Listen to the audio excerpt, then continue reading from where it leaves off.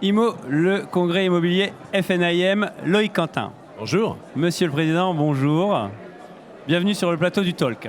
Vous avez eu beaucoup de monde, encore pour cette édition 2024. Il y avait des messages forts qui avaient été envoyés en 2023. On attendait ce rendez-vous large avec beaucoup de monde, avec toutes les actrices et les acteurs de l'univers de l'immobilier, avec des sénateurs, avec des parlementaires, avec le monde politique, avec celles et ceux qui tous les jours vont au charbon, qui y croient. Loïc Quentin, je vous ai entendu sur les plénières, de nombreuses plénières, félicitations. Vous avez été ravi, vous avez été des fois dans l'interrogation et des fois vous avez été critique, très critique. Vous avez été ravi des fois, et dites-moi si j'ai tort, vous avez été ravi de voir avec l'univers politique que les gens vous comprenaient au niveau des enjeux, au niveau de l'analyse. Par contre, vous avez été dans l'interrogation quand, à un moment, vous avez posé la question, mais pourquoi ? Pourquoi ne réussit-on pas en 2024 ? On veut comprendre, ici, sur ce talk, pourquoi. On a été critique parce qu'on a l'impression que les choses ne bougent pas assez vite, qu'il y a trop de blocages. Alors oui, c'est le sentiment que j'ai laissé transpirer parce que c'est vrai. C'est vrai qu'on ne peut pas porter des messages, faire des propositions pendant plus de 2 années et qu'en face, alors que ce sont des solutions pragmatiques, en face, on n'est pas une reprise de celle-ci, de ces propositions pour voir des politiques les porter, des députés ou des sénateurs, ou tout simplement que l'État l'entende.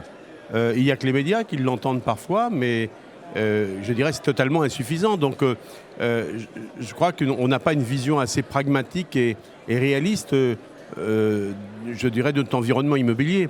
Et je l'ai expliqué aussi ce matin, c'est l'intention, elle est partagée par tous les partis politiques, de mieux loger les Français, mieux les accompagner, construire mieux, rendre l'accession à la propriété plus facile.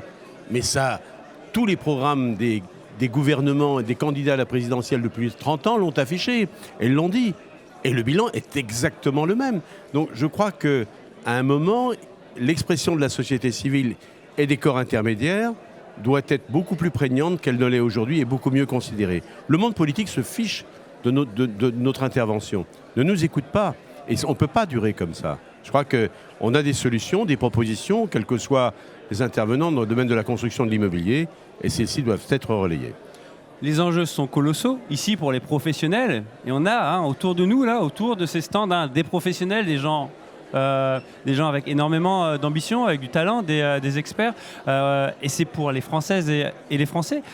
Aujourd'hui, il n'y a pas de recette miracle aussi. On essaye d'avoir beaucoup de monde ici. Quels sont les messages à passer aujourd'hui à celles et ceux qui vont partir dans le monde de l'immobilier en 2025 après l'IMO ?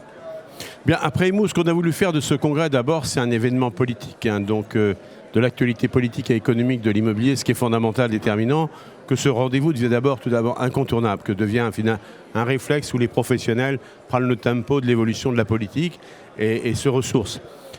Mais pour les professionnels qui vont quitter le salon ce soir, moi je leur envoie un message d'optimisme. On est optimiste sur l'avenir, puisque notre marché, le marché de l'existant, n'a jamais été accompagné par des mesures particulières. Le neuf, oui, a toujours bénéficié d'un environnement fiscal, de dispositions particulières. Nous n'avons que finalement que le millefeuille d'une réglementation, une norme complémentaire qui s'ajoute d'année en année sur tous nos métiers, tous les métiers que nous exerçons. Mais sur l'activité de transaction, je crois qu'il faut voir l'avenir avec optimisme. La FNIM Paris sur une baisse d'au moins 1,5 point des taux d'intérêt avant fin 2025. Et ça, je dirais, c'est la seule ressource, le seul oxygène qu'on puisse apporter au marché. On ne compte pas sur les politiques pour nous accompagner dans l'immédiat. Surtout pas en raison de la stabilité politique et je dirais de la désorganisation de l'exécutif. En parlant d'oxygène, sur la dernière plénière qui s'appelait « De la crise à la reprise », justement, des mots forts, vous aviez des jeunes, Johanna, Maxime, qui vous ont remercié, qui étaient ravis parce qu'il y avait ce temps de parole. On a eu tous les grands sujets sociétaux. Il y a la discrimination, il y a eu les sujets sur l'intelligence artificielle qui est beaucoup revenue. Qu'est-ce qu'on peut dire aussi justement sur cette modernisation de ce métier ?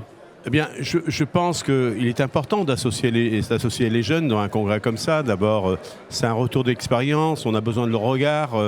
Ce sont eux qui vont assurer la relève. Et aussi, on a un devoir de leur transmettre, je dirais, l'énergie qu'on déploie au niveau du syndicat, au niveau de la mobilisation et au niveau de l'action pour le logement. Agir pour le logement, c'est l'emblème de la FNIM et on associe tous ceux qui se forment au métier de l'immobilier, tous les futurs professionnels. On a besoin de cette relève.